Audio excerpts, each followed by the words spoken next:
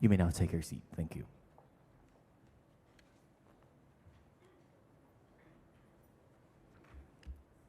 I will read the prepared statement kasi in fairness to the lady who worked on this, I'm sure. I congratulate and welcome our new government officials who have earnestly answered the call of service to our country and people. As you take your oath of office today, I hope you will always remember that as public servants, our foremost duty is to serve our country with the highest standard of moral integrity. The Constitution is very clear. Public office is a public trust. I am optimistic that as you assume your respective offices, you will keep this tenet in mind as you lead by example and inspire our colleagues to bring government closer to the people. Remember that you are here not just because of your credentials and qualifications, but because I believe in your capability to help me restore our people's trust in government. I welcome you aboard with the challenge to go beyond selfish personal interests so that you may focus on the tasks waiting for you in your respective agencies. Work with this administration in ensuring that our bureaucracy is free of graft and corruption, red tape, and other illegal activities. Uphold the primacy of the Constitution, obey all laws, observe due process in the performance of your duties. Lastly, I take this opportunity to ask each of you to remain committed to our shared task of nation building. With your active participation in good governance, I am confident that you can achieve a better life and a brighter future for all Filipinos. Before I would read the last statement, kindly allow me to share my thoughts with you this evening.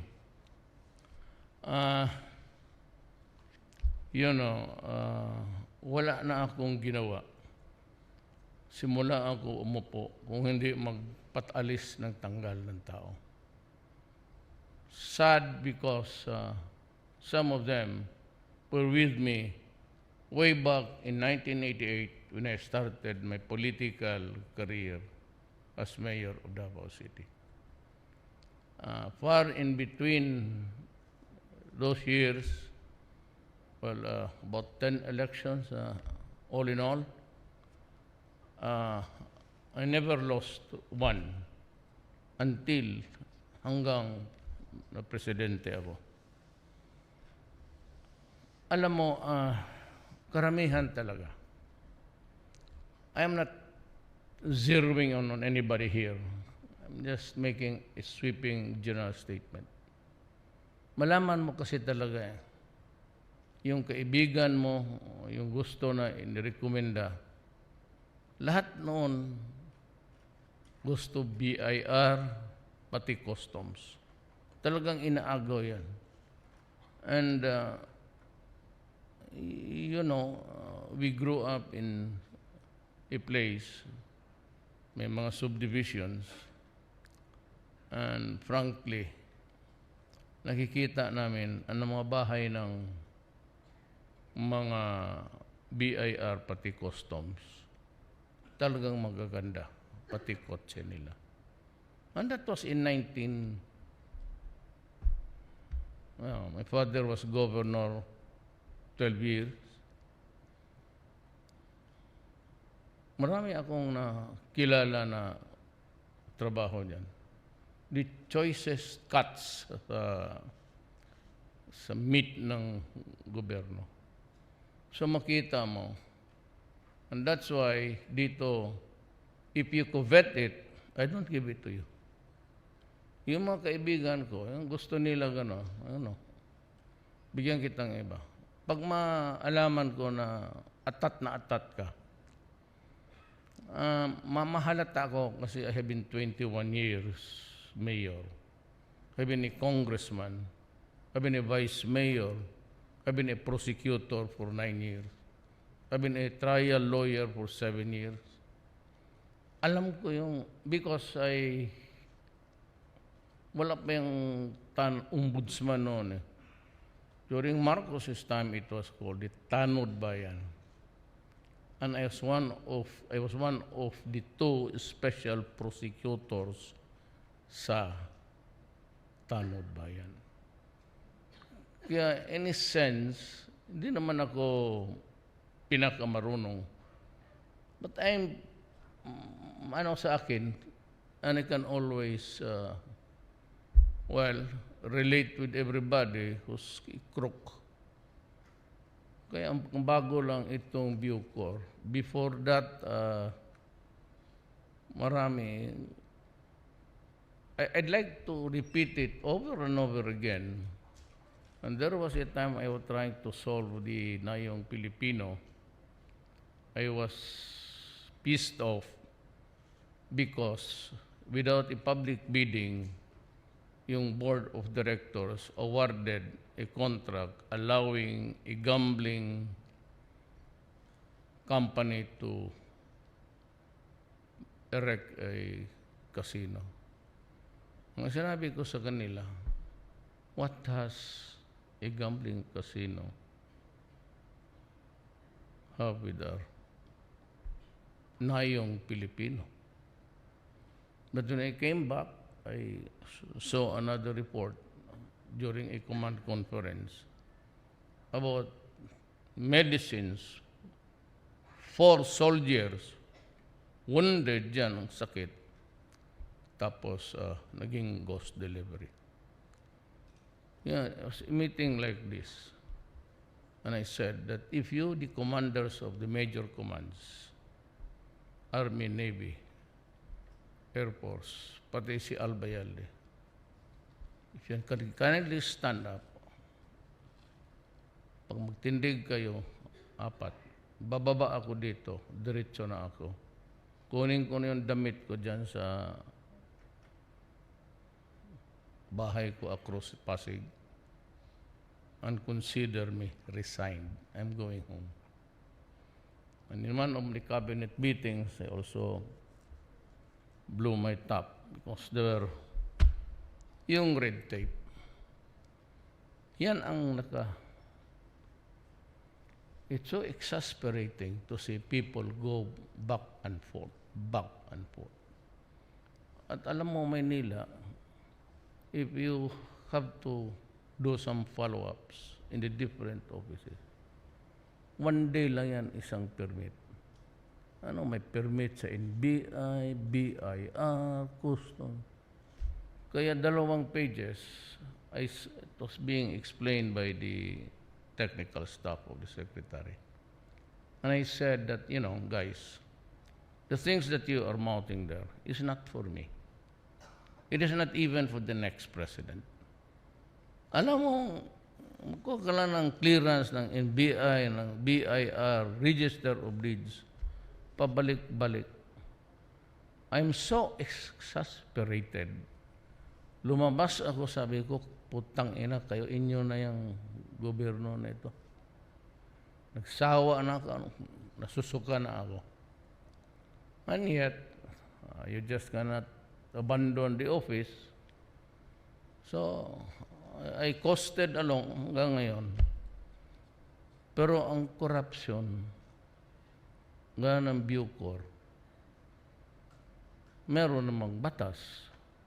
Ang totoo talaga niyan, yung heinous crime, pati one order, wala sa enumeration.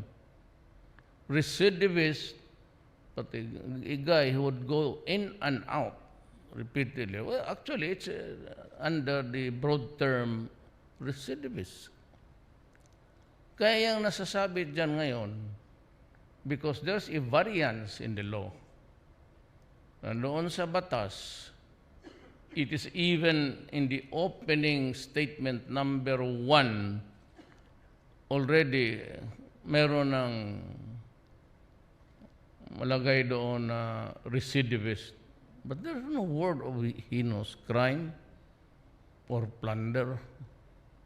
Wala. Alam mo, sa totoo lang, I don't know the outcome, but I hope that the Supreme Court will decide to the best interest of the people. But for a lawyer, abogado kayo, you have to secure, you have to come up with the proof to secure a conviction. And that proof must be beyond reasonable doubt.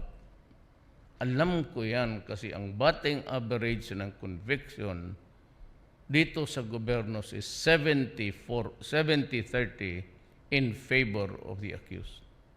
Well, all he has to do is to create whatever. Ayoko naman, yung mga kaso na high profile, acquitted. Because if you can create a doubt, you do not have to crucify the judge.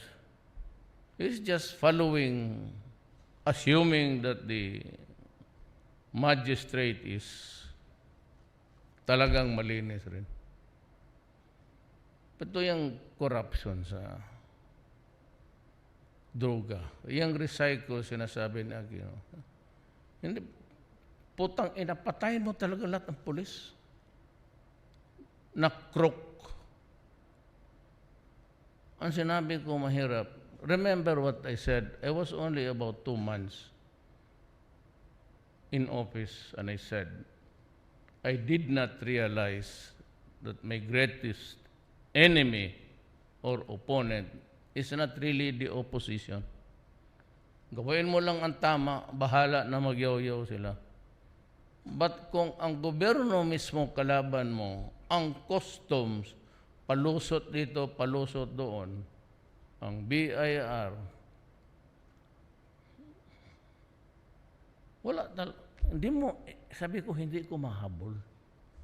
Remember that I was very simplistic, simply because I had a simple campaign, wala akong pera, and then wala akong broad dimension sa saan magkuha ng pera, how do you get to talk to this nation, how do you go to the whatever, mag-utang.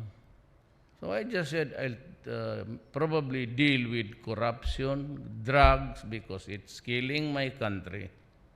At sabi ko, but I can get to just go alone and build more sa infrastructure. Mabutit na lang, and I also am happy that it happened. Marawi was a brewing. I felt I needed the guns. Sabi nila ng marami mang armas, you know, Ibor, remember, with so many thousands of rounds, passing it almost every day. Wala nang accuracy yan. Because inside is a tawag nilang rifling. Pagpasok ng bala, sumusunod niya ng... So when it gets out of the barrel, umiikot niyang sarili, it has a force of its own. Kaya yung hangin, hindi mo dadaan, diretso-diretso yan. Kasi umiikot eh. So I ordered. Then, the United States is that I am known pa as early as nasa Davao raw, pinatay yung mga kriminal. At sa ngayon, extrajudicial killing, Mariusep. So, hindi nila binigay. So I went to China, got to be friends with the President Xi Jinping, at binigyan ako ng armas, hindi ko naman binigay lang eh. Sabi no, bigyan kita ng gano'n. Hindi, I never raised the ante. Sabi ko, okay, thank you. Kung kulang pa man, I went to Russia. So, Putin also, quite, parang kaibigan. Yun, so nakakuha ako ng pera dyan, China. So, At saka early on, ayaw ko muna atakin, but in due time,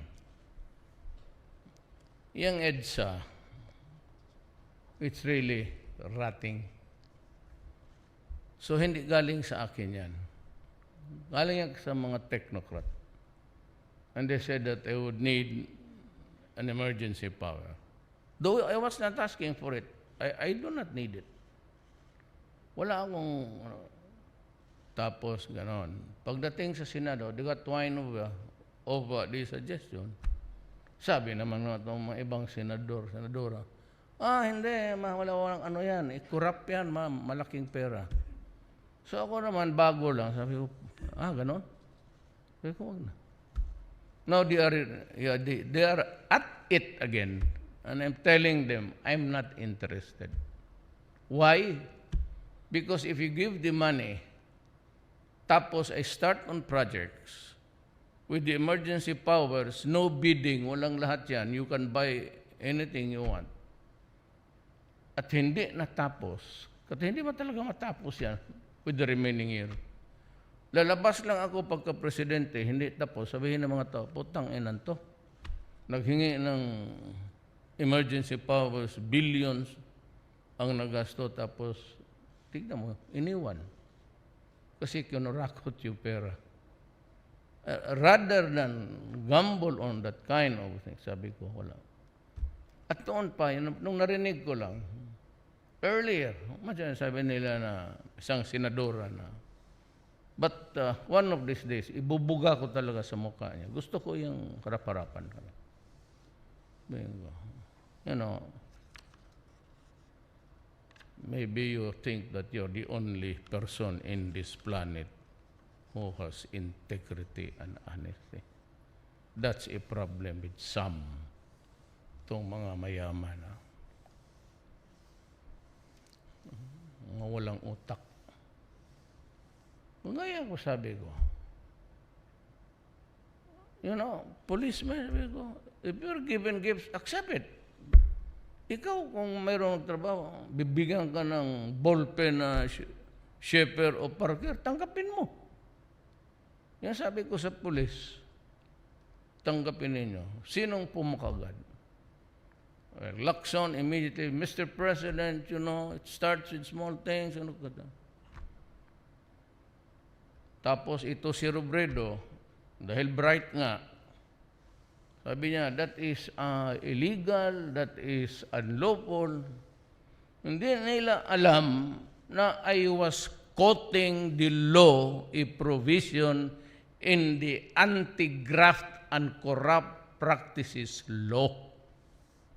Meron dyan exception. Things of nominal value given as a sign of goodwill or gratitude. I was quoting the nominal value. Apparently, hindi nagbabasa. Kasi isa, nagpapalusot na referring daw doon sa yung karera. My God, that karera was existing during his time and earlier. Hindi mo talaga sa kanto ninyo may mga video karera yan. Hindi mo talaga. Kasi ang may-ari niyan, yung mga station commander. Sabi ko, kung hindi naman kayo maghinto, lagyan na ninyo. But it was a sarcastic statement. It was not intended to encourage. Sabi ko, hindi ko na lang kayo mapigilan, hindi punuin na ninyo, inyo na. Coming from a mouth of a worker in government, especially ako, it could only mean that I was being sarcastic about it. Yan, sabi ko na mahirap itong maduming isip. Sabi, the law itself allows it. So, huwag kayong maniwala. You better check. If they say something, you wait for a reply. Kung ayaw ko mag-reply, ibig sabihin na putang ina, I don't respond to. Kung wala kang alam, you're talking nonsense, I would rather not waste my time. So, ngayon bago, Pasig, Ang Pasig ngayon, sabi, Pasig Commission, Pasig Bureau, Pasig Department of Pasig, yung Pasig na yan, hindi mo malinis yan. Because, wala naman tayong zoning. Panahon pa ni Rizal, ang ng mga Espanyol noon, dyan sa Pasig pumunta. Over the years, ang labasan ng mga factory, mga bahay, lahat, Pasig River. Oh, how can you clean that? Kaya itong commission sa Pasig, tanggalin ko ng ito, place it under General Simato sa DINA, environment man. Yeah, just paying people with useless. Hindi mo malinis talaga yan. Kung meron ka ng overtime, you have to overhaul the entire city. Unless you build new cities outside at migrate, and there's a lessening of, people here, maybe you can start. But you can start with the factories. They're all chemicals there. But you know what? Mga sundalo ko sa likod, ako am just near the Pasig River. Naliligo ako minsan dyan kung gusto ko ng bakterya sa katawan for immune, para ma-immune ako. Alam mo, ang Pilipino hindi magugutom. Maniwala kayo. Iganon mo lang yung bingwit mo. Bingwit ba tawag yan? Sa Tagalog. Ano bang bingwit sa Tagalog? Bingwit yan sa Bisaya. Nauubusan ako ng Tagalog. Ano namang Tagalog? Putang yan. Basta yung bingwit.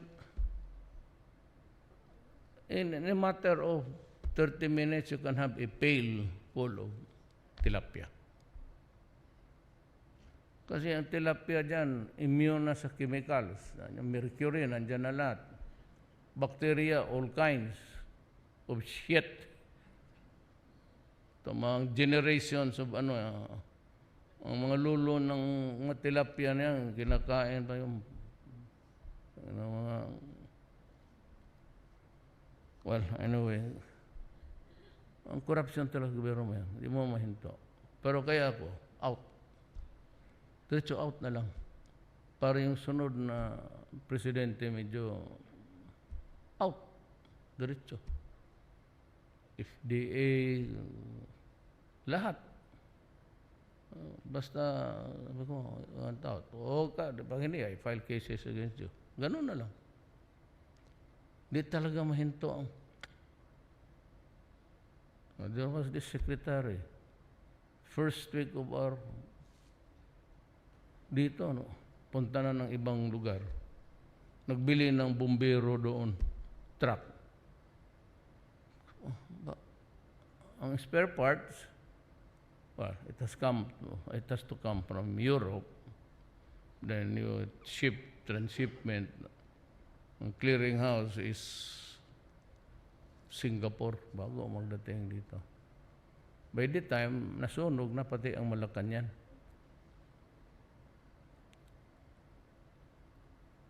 So yan ang frustration ko. Hindi ko. Pero itong droga naman, maraming chat yung mga litse na human rights.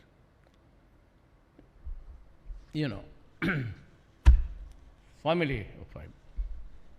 Father, mother, 3 children. Pag bumagsak ang papa sa droga, this family becomes dysfunctional. Hindi na magtrabaho. So there's no more food. There's no more schooling for the children. Wala na. Ang mga teenager ng babae nito would go into, by sheer need, go to prostitution. At marami yan. Yung ibang anak dito magnakaw. Kung wala siyang makuha, and the monkey is already on his back, scratching, gumagano na dahil sa droga. Magpatay. So So there was a lot of killing before, mugging sa gym. Hindi lang man nila binilang the total number ng mga tao na namatay sa droga. And then here comes the human rights. Ang binibilang nila, ang putang inang patay. Hindi na binibilang yung mga pamilya na pinasok, ni-rape yung nanay na bulag, ni-rape yung asawa, yung daughter-in-law, ni-rape yung 14 anyos, pati yung 1-year-old pinakialaman pa sinaksak sa ulo. Yung human rights, wala yan. Wala silang listahan. Ang kanila sabi, 70,000 pinatay ko daw. Putang ina ninyo, dagdagan pa ninyo yan. Talagang papatayin ko yan. You know, kung pagka ganon, just like Medellin in Mexico, Colombia, it's a fractured country. You see the Netflix, lahat ng dog. Sila yung namimili ng kandidato, sila yung, at you know, just listen to me because you'd see the enormity of the problem. I was a mayor, and we were called here to report to Malacañan for an urgent meeting with Alunan, the Secretary of DILG. Sabi niya dito sa amin, he just came from America and had a conference with the DAA, Drug Enforcement Agency, and he was told that at the rate the drugs were drowning the country, we will be in narco state in due time. And it came to pass. 14,000 barangay captains selling or into drugs with a lot of police generals. Mga putang ina kayo, sumali pa kayo. That's, kung meron pa dito, if you are in the medieval times, that's treason. About 7 of them. Takbo pa ng partido. Mananalo pa. They were winning. May pera eh. Then Mayor Parahinog built a house. Ang wallpaper niya, 500 pesos. Yung wallpaper niya. Itong Espinosa na to, sa Leyte. He was killing. He was even shooting his own policemen who didn't cooperate with them. Pumasok na talaga ang narco state. Mga mayor mabilog ng General Luot, putang ina mo, nanalo pa ng barangay mayor. Ano, inambos kita, animal ka, buhay pa rin. General mo, putang, pag-aral mo na PMA gastos ng gobyerno. Tapos kayong mga unggoy kayo. Sinisira niyong ba? That's why I said I was up against government. And so I had to say, ang kalaban ko ta, little did I realize that I was up against my own government. Kung sinabi ko, in Davao, when I started to clean up the place, and it's hindi naman immaculate, but you go to Davao, o magtingin ka doon kung may maglakad na kabayo, you cannot smoke even sa labas. You have to look for a place somewhere. Sa kanal siguro magtago ka because there's really it's no smoking. At 12 o'clock, sarado na lahat. Wala kaming paputok. Walang sigarilyo, wala lahat. Sabi nila, diktador. O sabi ko, bahala na, basta. O ngayon, ang tao ang may gusto. Sila na ang may gusto na. Sabi ko kasi kanila, when I ran, I said, this is a very dangerous place. I'll make it peaceful. I will build a city. I will make it a comfortable one so that business can thrive and we can Right. O tignan mo ang Davao ngayon. Look, ang lupa ng Davao mas mahal pa dito sa Maynila. Believe me. Yung mga negosyante. I told them, I'm going to build a city. Do not fuck with it. Do not bring drugs and kill our children. Do not make it a city that they cannot even walk the streets. Sabi ko, I will see to it that your children can walk about any time of the day or night. So those who want to destroy this city, I will kill you. And I'm addressing myself to the human rights. Magpapatok ka ng lubintador doon. Pupurutin ka talaga sa kanan. When I became president, talamak talaga ang droga. Tingnan mo ang nag-surrender. 1,000,006. Ang nag-surrender. Ang nagtago, wala. And that figure was only in Manila. Hindi mo pa binilang ang Cebu, Davao, Bacolod, Cagayan, Leyte, Lucena. Yan. So sabi nila 1,000,006 in Manila. I have a 1,000,006 Filipino slaves to a drug called shabu. And if there is none, there is no supply, magbawal dyan, magpapatay, magnakaw. Mga anak ninyo, yung mga kabiyak, nawala yung kubyertos ninyo, pati kotse, nawala na. Then, at the end of the day, ako, when I was in Davao, my friend called me, crying. Sabi niya, punta ka sa bahay ko. Sabi ko, what happened? Sabi niya, Mayor, punta ka lang dito. So, pumunta ako. So, anong nangyari? I could hear the wailing cries of the mother sa kotse, pinapaandar po. Sabi niya, ang anak ko is raping his older sister.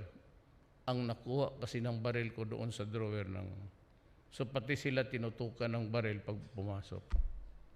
Sinabi ko, patapusin mo na lang yan. Kasi pag tumawag ako ng polis, patayan. Baka pati yung anak mo babae. Hindi itong mga human rights. Wala ito. Basta sila, they consider it parang, it's a vogue among mga, lalo na mga mayaman. Sus Mariosep kayo. Ang korupsyon dito sa itaas, pinakamalaking korupsyon, gobyerno. Yung mga tax exemption ng donut, hanggang ngayon. From 4 billion to 4 million. Lopez Group of Companies. Pagkatapos ni Marcos, they borrowed money sa DBP. Kaya ang DBP gumanon eh. Tagal na rehabilitate. Humina. The Lopez Group of Companies never paid a single centavo. It was condoned by the government. Who condoned it, who authorized it, I really do not know. But maybe one of these days I'll start to dig. Why do you have to give away money to people who are rich? Tapos mag-publish ng mga newspaper with all their protestations and all their grievances for the poor and for... It's hypocrisy. Lahat yan sila. Pati newspaper. Alam mo na kung ano. Kaya ako, galit ako. I am an angry man. Galit ako sa... Pati sa mga lahat na. So, ako, same. Human Rights International, judges. Yeah, well, somebody has to pay for it, to answer for it. I'm willing to do it. You can put me to prison, just give me books to read, You can hang me, you can shoot me in a firing squad. But when it comes to my country, putang ina, do not do it. Droga. Kayong mga drogista, mga drug lords, maabutan ko kayo, pareho kayo ni Parahinog. Talagang papatayin ko kayo. Taga mo kung saan mo itaga yan, sa bayag mo o sa libingan ng nanay mo, pati tatay mo, pag inabutan kita, tutudasin ko talaga. I said, do not fuck with my country. I will kill you. Maraming salamat po.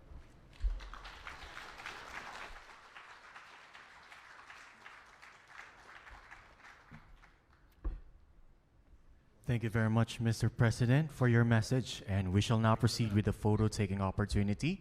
We will have 4 batches. May we now invite the first batch to please proceed on stage. May we ask the second batch to kindly prepare for the photo-taking opportunity. Thank you.